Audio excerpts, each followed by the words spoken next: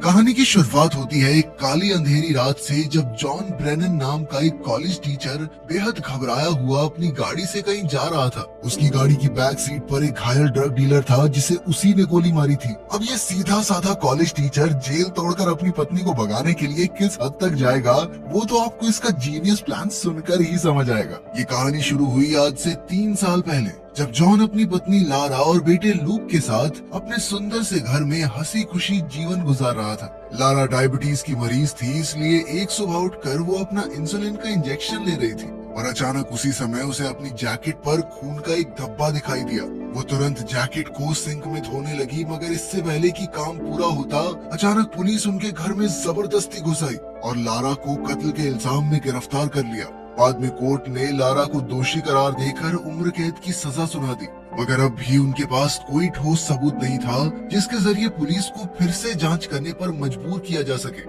बल्कि सारे मौजूदा सबूत तो लारा के खिलाफ ही थे, जैसे कि उसके ऑफिस की एक कलीग ने उसे कत्ल की जगह से निकलते देखा था। उसकी जैकेट पर लाश के खून के निशान मिले थे और जिस हथियार से कत्ल किया गया था उस पर भी उसकी उंगलियों के निशान मिले। ये सब देखकर वकील ने जॉन से सीधे तौर पर कहा कि चाहे कुछ भी हो जाए, ये जेल से बाहर नहीं आ रही। जिसके बाद जॉन ने सीधे तौर पर उससे कहा कि वो जेल से बाहर तो आएगी। इसके बाद वो लारा से मिलने पहुंचा और वकील की कही हुई बातें बताई। जॉन की आंखें भरी हुई थी, जिसे देखकर लारा पहले ही समझ गई कि अब कुछ नहीं हो सकता और वो फूट फूट कर रोने लगी। खैर, बाद में उस रात जॉन को खबर मिली कि लारा को हॉस्पिटल में भर्ती किया गया है। वो बिना समय गवाए वहां पहुंचा, मगर वहां के स्टाफ ने उसे लारा से मिलने नहीं दिया। तब जॉन ने पुलिस वाले और डॉक्टर के साथ काफी बहसबाजी की और आखिरकार उसे कुछ देर के लिए लारा से मिलने की इजाजत मिल गई। जॉन ने देखा कि लारा को हथकड़ी से बिस्तर पर बांधा गया था और उसकी कलाई पर पट्टी बंधी थी। ये देखते ही वो समझ गया कि लारा यहाँ पर क्यों थी। उसी पल जॉन ने ठान लिया कि चाहे कुछ भी हो जाए, वो लारा को जेल से बाहर निकाल कर ही रहेगा। अब जॉन ने जेल से भागने पर लिखी किताबें पढ़ना शुरू किया और फिर वो डेमन नाम के एक आदमी से मिलने पहुंचा जो आज तक पूरे 7 बार जेल से भाग चुका था। डेमन ने कहा कि उसे अपना दिमाग खुला रख के ऐसी बारीकियां ढूंढनी होंगी जिससे जेल के रोजमर्रा के काम में परेशानी खड़ी की जा सके। उसे अपनी मंजिल पहले ही सोचकर रखनी होगी और ये ऐसी जगह होनी चाहिए जहाँ ज्यादा टूरिस्ट न जाते हो। वहाँ पहुँचने का सारा इंतजाम पहले ही करके रखना होगा। साथ ही बस, ट्रेन स्टेशन और एयरपोर्ट से दूर रहना होगा। इसके अलावा उन्हें ऐसे नकली कागजात बनवाने होंगे जिन्हें कोई आसानी से पहचान न पाए और किसी दूसरी स्टेट से होते हुए भागना होगा। और सबसे जरूरी बात कि उसे सारी पेमेंट कैश से करनी होगी ताकि कोई उसकी लोकेशन ना पता कर सके। इसका मतलब ये था कि उसे इतना कैश इकट्ठा करना होगा जो लगभग 5 साल तक चले, क्योंकि तब तक केस थोड़ा ठंडा पड़ जाएगा। इस प्लान का सबसे मुश्किल काम था पिट्सबर्ग शहर के ब्रिजेस को पार करना, क्योंकि वहाँ पर 9/11 के आतंकी हमले के बाद पुलिस पूरे शहर को सिर्फ 15 मिनट में सील करना सीख गई थी। इसके अलावा उसे अपने माँ बाप और दोस्तों से हमेशा के लिए दूर होना होगा और शायद जरूरत पड़ने पर उसे किसी की जान भी लेनी पड़े। ये सब सुनकर जॉन अपने घर लौटा और फिर वो एक दीवार पर नक्शे और तस्वीरें चिपकाकर अपने प्लान का हिसाब लगाने लगा। इसके अलावा वो जब भी लारा से मिलने जेल में जाता था, वो वहाँ की बारीकियों पर काफी गौर करता था। उसने देखा कि लिफ्ट में एक की होल था और दूसरी ओर कुछ कर्मचारी छत की लीकेज ठीक करने आए थे। साथ ही उसने ये भी देखा कि कौन से ट्रक्स रोज वहाँ रुकते थे। अब जॉन अपना प्लान बनाने में इतनी शिद्दत से घुस चुका था कि वो कॉलेज में पढ़ाते समय भी अपने लैपटॉप पर इन्हीं बारीकियों की जांच करता रहता। तब उसने अपने घर को भी बेचने का फैसला किया, क्योंकि इस प्लान के लिए उसे ढेर सारे पैसे चाहिए थे। अब उसे नकली कागजात बनवाने थे, जिसके लिए वो एक खतरनाक मोहल्ले में जाने लगा। वहाँ उसने एक डीलर से ऑक्सीकॉन्टिन ड्रग खरीदना शुरू किया और बातों ही बातों में उससे नकली पासपोर्ट बनाने वाले का पता पूछा। काफी कोशिशें करने के बाद उसे एक आदमी मिला जिसने उसे बार में जाकर एक डीलर से मिलने को कहा, लेकिन यहाँ जॉन के साथ धोखा हो गया और कुछ गुंडे उसके पैसे चुरा कर ले गए। तभी बार में बैठे माइक नाम के आदमी ने ये सब देख लिया। खैर, कुछ दिन बाद जॉन एक बार फिर से उसी मोहल्ले में गया और इस बार 2 बाइक्स ने उसका पीछा किया। जैसे ही जॉन घर वापस पहुंचा तो उसके दरवाजे की घंटी बजी। जॉन ने दरवाजा खोला तो माइक उसके सामने खड़ा था। तब माइक ने कहा कि वो उसके लिए नकली पासपोर्ट्स बना सकता है। जॉन ने उसे कुछ तस्वीरें और एडवांस में पैसे दिए और फिर कहा कि आज के बाद मेरे घर वापस मत आना। जॉन ने कहा कि वो किसी और जगह पर पासपोर्ट लेने आएगा। माइक इसके लिए राजी हो गया, लेकिन उसने जॉन से कहा कि अगर मैं दिए हुए टाइम पे नहीं पहुंचा तो तुम वहाँ से चुपचाप भाग जाना। इसके बाद हम देखते हैं कि जॉन प्लान के मुताबिक एक बंदूक खरीदने पहुंचा और फिर उस दुकानदार से बंदूक चलानी सीखी। फिर अगले दिन वो माइक की बताई हुई लोकेशन पर पासपोर्ट लेने पहुंचा, मगर थोड़ी देर इंतजार करने के बाद जॉन को महसूस हुआ कि माइक लेट हो चुका है, पर फिर भी वो गया नहीं, वहीं बैठा रहा। कुछ ही देर में वहाँ मौजूद एक गाड़ी चली गई और तभी माइक उससे मिलने आया।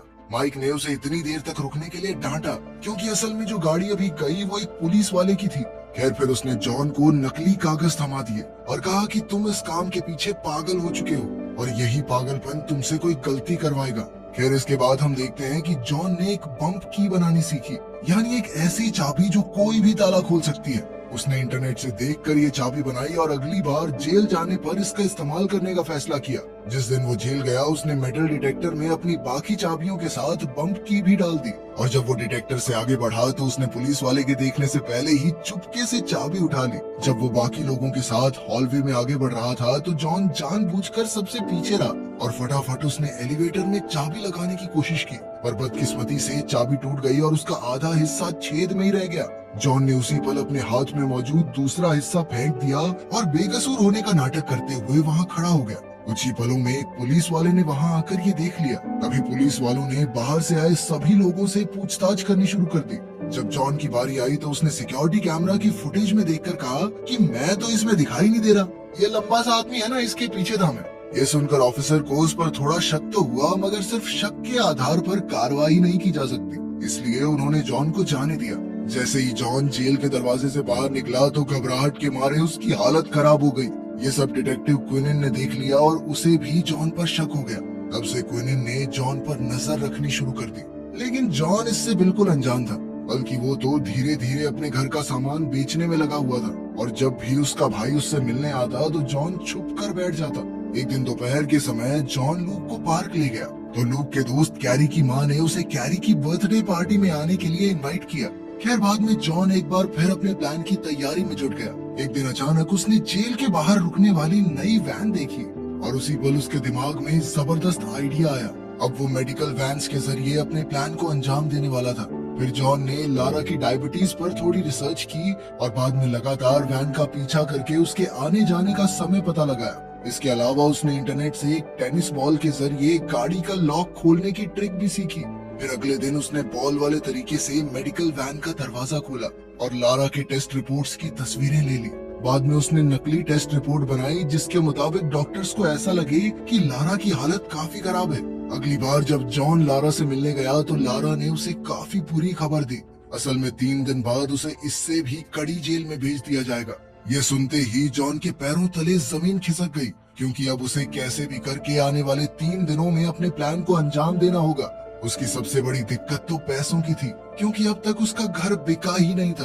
आखिरकार उसने अपनी बंदूक उठाई और एक बैंक लूटने के इरादे से निकल पड़ा, मगर वहां पहुंचकर भी वो बैंक लूटने की हिम्मत नहीं जुटा पाया। बाद में वो फिर से लारा से मिलने गया और कहा कि वो उसे दूसरी जेल में भेजने के खिलाफ अपील करेगा। ये सुनकर लारा उससे काफी नाराज हो गई, क्योंकि जॉन सच्चाई अपनाने के लिए तैयार ही नहीं था। लारा ने कहा कि वो किसी सपने में जी रहा है, जहाँ उसे लगता है कि वो जेल से छूट सकती है, मगर असलियत में ऐसा कुछ होने की कोई उम्मीद ही नहीं है। आखिरकार जॉन को रोकने के लिए लारा ने उसके सामने कबूल कर लिया कि उसने ही कत्ल किया था। वो चाहती थी कि जॉन जिंदगी में आगे बढ़े, दूसरा परिवार बसाए, लेकिन जॉन को अब भी उस पर यकीन नहीं हुआ और वो फिर से लारा से मिला। इस बार जॉन ने उसे भरोसा दिलाया कि तुम हिम्मत मत हारो, मैं तुम्हें जेल से छुड़वाऊंगा। अब जॉन को जैसे तैसे पैसों का इंतजाम करना था, इसलिए रात होते ही जॉन उसी खतरनाक मोहल्ले में गया और फिर एक डीलर का पीछा करते हुए उसके बॉस के घर तक पहुंच गया। मौका मिलते ही जॉन ने अचानक डीलर को पकड़ लिया और उसे धक्का देकर घर के अंदर घुस गया। इसी दौरान घर के कुत्ते ने उसकी टांग पर काट लिया, लेकिन फिर जॉन ने उन्हें अपनी बंदूक से धमकाया और एलेक्स को कहकर कुत्ते को कमरे में बंद करवा दिया। अब जॉन ने उनसे पैसों की मांग की तो उन्होंने अपनी जेब में रखे सारे पैसे उसे दे दिए। एलेक्स ने जॉन से कहा कि तेरे अंदर किसी को मारने की हिम्मत नहीं है, कुत्ते तक पे गोली तो चला नहीं पाया तू। लेकिन तभी जॉन ने उन्हें डराने के लिए जमीन पर विस्की गिराकर उसमें आग लगा दी। अब एलेक्स ने कहा कि घर में एक बच्चा है और उसे आग से बचाने के लिए वो ऊपर दौड़ा। तभी जॉन भी डीलर को अपनी ढाल बनाकर उसके पीछे पीछे चला गया। यही चीज जॉन के काम आई, क्योंकि असल में तो एलेक्स ऊपर बंदूक लेने आया था। जैसे ही एलेक्स ने जॉन पर गोली चलाई तो वो डीलर को जा लगी। अब एलेक्स ने फिर से उस पर हमला करने की कोशिश की, मगर जॉन ने पहले ही उसे गोली मार दी। इसके बाद जॉन ने सारे कमरों की तलाशी ली और जल्द ही पैसों से भरा बैग उसके हाथ लग गया। मगर जब वो यहाँ से भाग रहा था तो उसने देखा कि डीलर अब भी जिंदा था और दर्द से करहाते हुए उसकी मदद मांग रहा था। दरअसल यहीं से कहानी की शुरुआत हुई थी, जब जॉन पूरी तरह जख्मी डीलर को अपनी गाड़ी में ले जा रहा था। रास्ते में उसकी गाड़ी की टेल लाइट भी टूट गई थी। खैर, जॉन ने उसे हॉस्पिटल पहुंचाने के बारे में सोचा, लेकिन इससे पहले कि वो कोई फैसला कर पाता, डीलर ने उसकी गाड़ी में ही दम तोड़ दिया। आखिरकार जॉन ने उसकी लाश एक बस स्टॉप पर छोड़ दी और फिर अपने प्लान के मुताबिक एक पार्किंग लॉट में जाकर फेंस काटने में लग गया। उधर एलेक्स के घर में आग लग चुकी थी और जल्द ही पुलिस वहां छानबीन के लिए आ पहुंची। उन्हें जमीन पर खून मिला और साथ ही सबूत के तौर पर गाड़ी की टूटी हुई टेल लाइट उनके हाथ लग गई। इधर जॉन काम खत्म करके अपने माँ बाप के घर रात बिताने चला गया। बाद में जब उसके पिता उसका बैग उठाकर रख रहे थे तो उनकी नजर प्लेन टिकट्स पर पड़ गई और जल्द ही वो समझ गया कि जॉन क्या करने की प्लानिंग कर रहा है। फिर अगली सुबह जाने से पहले जॉन ने लूक से अपने दादा दादी के गले लगने को कहा। असल में वो जानता था कि ये उनकी आखिरी मुलाकात होगी। अंत में जॉन के पिता ने भी उसे जोर से गले लगा लिया और भरे मन से अलविदा कहा। आखिरकार आज जॉन अपने प्लान को अंजाम देने वाला था। जल्द ही उसने सारा सामान बांधा और अपनी प्लानिंग के सारे नक्शे और कागज उसने फाड़ कर 2 अलग अलग कूड़े के बैग्स में भर दिए। इसके बाद वो मेडिसिन सेंटर पर पहुंचा और वहां की फोन लाइंस काट दी। फिर वो जल्दी से एक वैन में घुसा और लारा के ब्लड सैंपल्स बदलकर उसकी जगह अपनी बनाई नकली रिपोर्ट रख दी और फिर उसने लूक को उसके दोस्त कैरी की बर्थडे पार्टी के लिए कैरी के घर छोड़ दिया।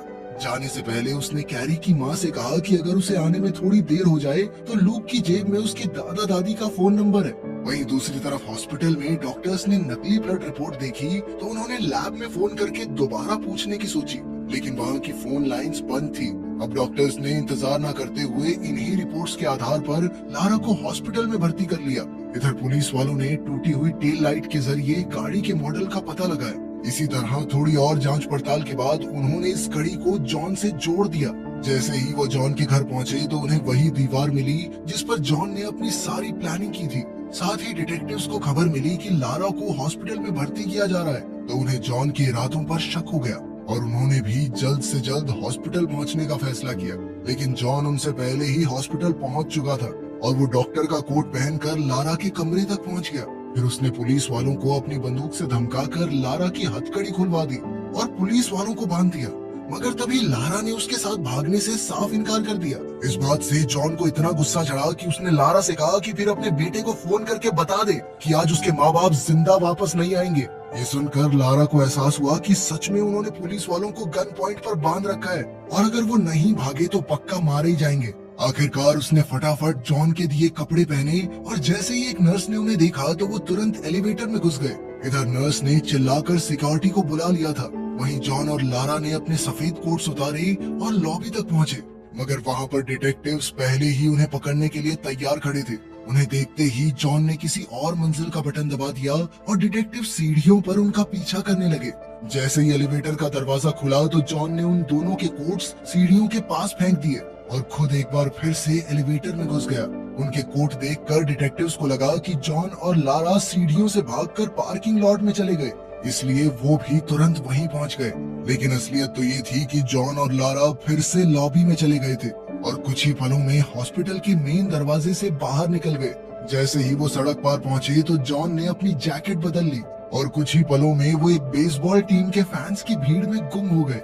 ये भीड़ स्टेशन की तरफ जा रही थी।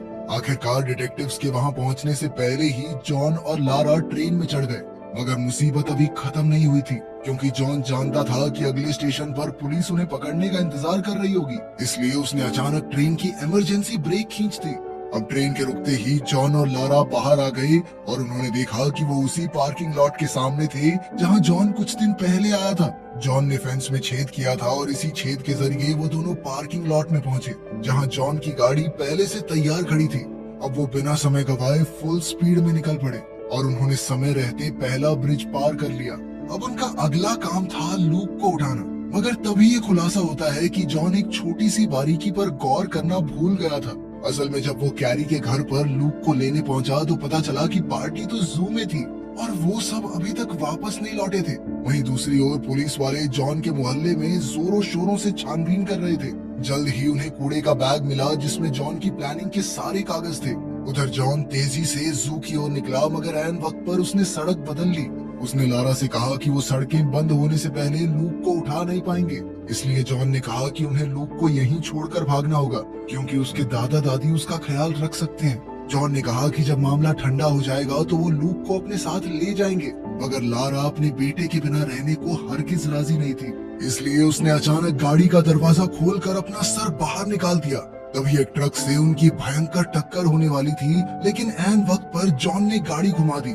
आखिरकार उसने गाड़ी रोककर लारा से बात की। तब उसे भी समझ आ गया कि वो अपने बेटे के बिना नहीं रह पाएंगे, इसलिए उसने वापस जाने का फैसला किया। अब वो दोनों सीधा जू पहुंचे और लूक को अपने साथ लिया। इसके बाद अब उन्हें किसी भी तरह बचकर चेक पॉइंट को पार करना था। तभी अचानक जॉन के दिमाग की बत्ती जली और उसने ट्रेन स्टेशन पर जाकर एक बूढ़े अंकल आंटी को लिफ्ट देने का ऑफर दिया। फिर वो उन्हें लेकर चेक पॉइंट तक पहुंच गया, जहां पर गार्ड्स एक जवान पति पत्नी और उनके बच्चे वाली गाड़ी की तलाश कर रहे थे। जॉन की गाड़ी में बूढ़े अंकल आंटी भी थे, इसलिए गार्ड्स ने उन्हें बिना पहचाने जाने दिया। आखिरकार जॉन ने अंकल आंटी को शहर में छोड़ा और फिर वो सीधा कैनेडियन एयरपोर्ट पर चले गए। जल्द ही उनकी तस्वीरें भगौड़ों के नाम से टीवी पर आने वाली थी, मगर इससे थोड़ी देर पहले ही उनके पासपोर्ट चेक हो गए। खुशकिस्मती से उसी समय गार्ड की ड्यूटी बदल गई और नया गार्ड ये नहीं जानता था कि जॉन और लारा तो अंदर जा चुके हैं। उधर जॉन के घर पर पुलिस ने कूड़े में मिले कागज जोड़े तो उन्हें हाइती देश की एक तस्वीर मिली।